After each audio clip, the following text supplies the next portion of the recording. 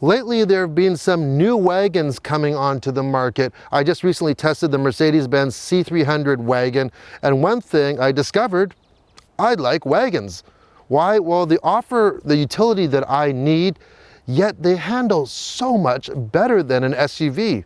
They handle like a car.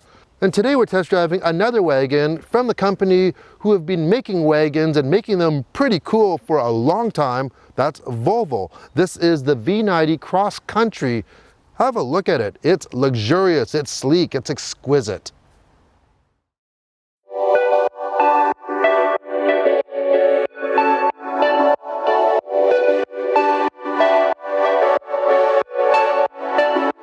I don't know why, I just think this V90 Cross Country wagon just looks so good.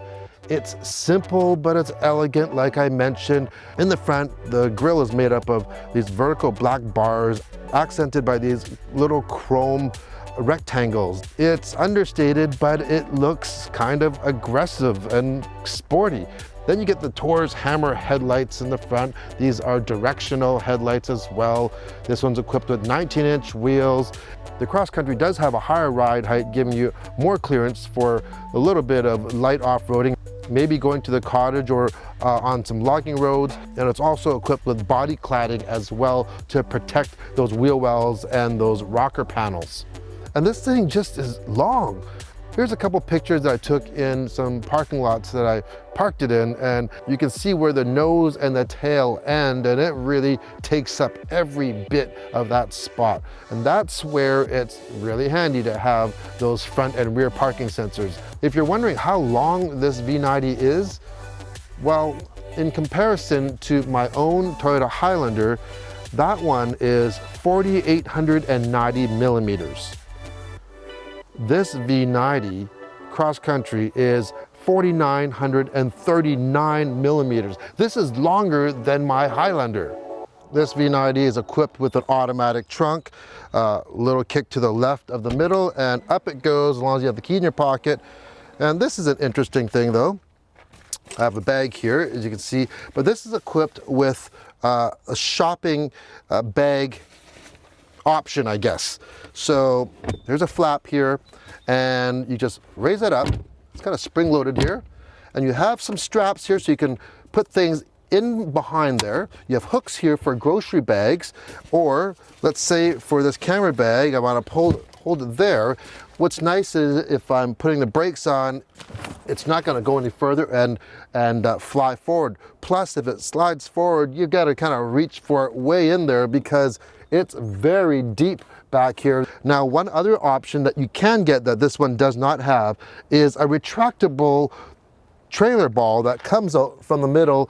There's a spot, there's a button for it here. There are buttons to lower the rear seats, put them down. There's a slot here for the trailer. Overall, a ton of space. Let's have a look here.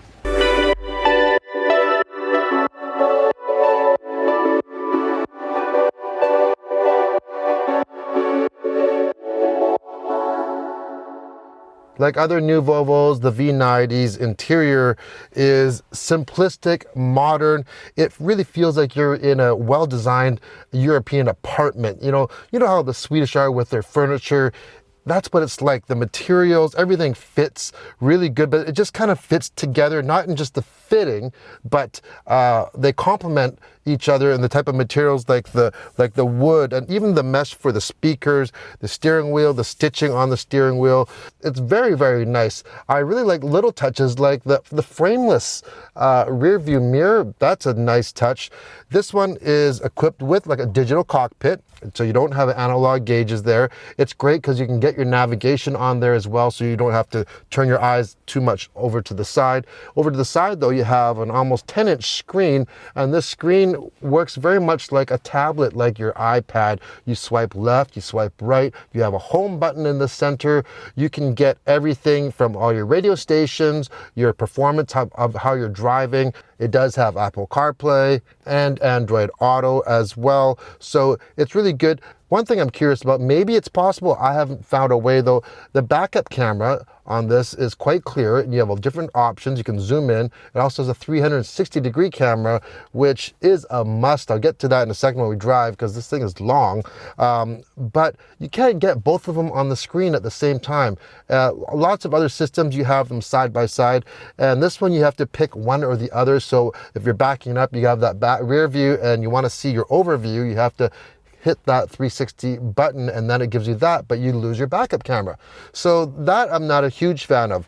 This one is equipped with a climate package, so it comes with heated front, heated rear seats, and heated steering wheel. Also, this one has what I'd probably say is probably the biggest, longest panoramic roof I've ever seen. It's essentially 3/4 of the entire roof is glass. So a lot of light can come in. Another thing I want to mention, this does not come with sunshades for the rear window. It is an option. However, this one does have tinted rear windows all the way to the back. And what I like about them, from the outside, they're super, super dark. But the inside, they're not that dark at all. So not too bad for driving, especially when it gets a little bit darker at nighttime. Of course, I had the chance to put the car seats in the back and try them out with the kids. Plenty of room back there. The seats do not go forward and back though, but it does have decent room. And of course, you take those seats out, put those seats down, and you have an enormous 1,953 liters of cargo space.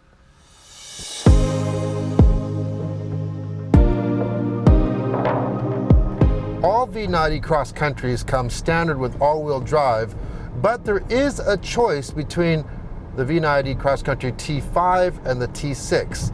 The T5 is a 2-liter turbocharged 4-cylinder, putting out 250 horsepower, and the T6 is a 2-liter 4-cylinder turbocharged and supercharged 4-cylinder, and it puts out 316 horsepower and 295 pound-feet of torque. We are driving the T6. There are drive modes on this vehicle. We have Eco, Comfort, Off-Road for rough road, and Dynamic. Let's go to Dynamic. We're at a light, and let's see what this 4-cylinder can do. Very, very quick. It'll get you past that speed limit very fast. Smooth, quiet, you heard it. This isn't a sports car. It is a wagon, and being the cross country, it does have a little higher ride height. That's going to affect your handling a little bit. Still, it's still not as high as some of those SUVs on the market right now. Transmission-wise, all V90s come with an 8-speed automatic transmission. I feel like it kicks down the gear. It always seems to be in the right gear. It's smooth when shifting. And as an option, you can get air suspension, which this one has as well. And so basically it makes it an adaptive suspension, monitoring the road 500 times per second and adjusting and damping what's needed. Now, the V90 is equipped with a pilot assist system. So what is that? Well, first of all, let me just share a story with you. The very first time I ever drove a vehicle with adaptive radar cruise control, and one of the first vehicles to ever have it was a Volvo. And I'm back in it, and boy, have times changed. So you take your adaptive cruise control like you have, and I'm gonna activate it. Now I have a green steering wheel in my display, and I'm hands-free right now. So this is basically semi-autonomous driving. Now what it's going to ask me to do in a second, apply steering. I have to actually apply steering. Let's speed up with the traffic here. And set that there. All right. Now this system is to aid in driving, but it really shows Volvo's commitment to safety. So how does this system compare with all the other ones on the market right now? You have, and they all seem like pilots, like Tesla Autopilot. Mercedes has the Drive Pilot. This is the Pilot Assist. And Nissan now has, I believe it's the Pilot Pro Assist. It's kind of confusing. Anyways, they all do a similar thing. This one works very well. It's come to a stop for us by itself. And what's really handy with this type of system is for stop and go traffic. And the advantage of this, we recently did test the Cadillac Super Cruise, and that was a very impressive system. The only drawback of that is that it only worked on certain highways or freeways that were mapped by LiDAR. They couldn't have cross section or cross streets. And okay, I've just hit the gas pedal. It just started itself back up again. I've got the green steering wheel, and once again, it's driving by itself. The biggest advantage of this system, in my mind though, is that this pilot assist can be used at any speed. You could be stopped in stop and go traffic and hit it, and it's going to work. Other systems, you have to be doing a certain speed before you can do it, or it can only work on highways, like I mentioned on the Cadillac system. So this one's really nice because you could be stuck in traffic on a smaller street and you can get it to drive kind of for you. If you're asking what it costs to get into a V90 Cross Country, the T5 starts at around $59,000, the T6 starts at about $62,000, and of course there's options and packages on top of that. So, you know, budget in and probably another $8,000, $9,000 on top of that if you want a well-equipped one. Couple disadvantages of it though.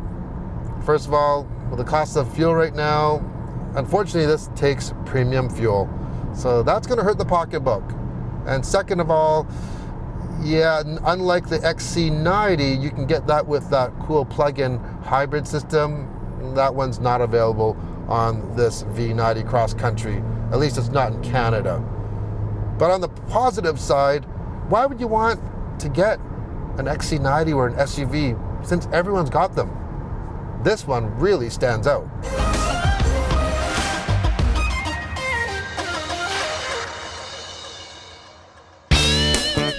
If you liked the video, hit the thumbs up, and if you want to see more everyday reviews, hit the subscribe button.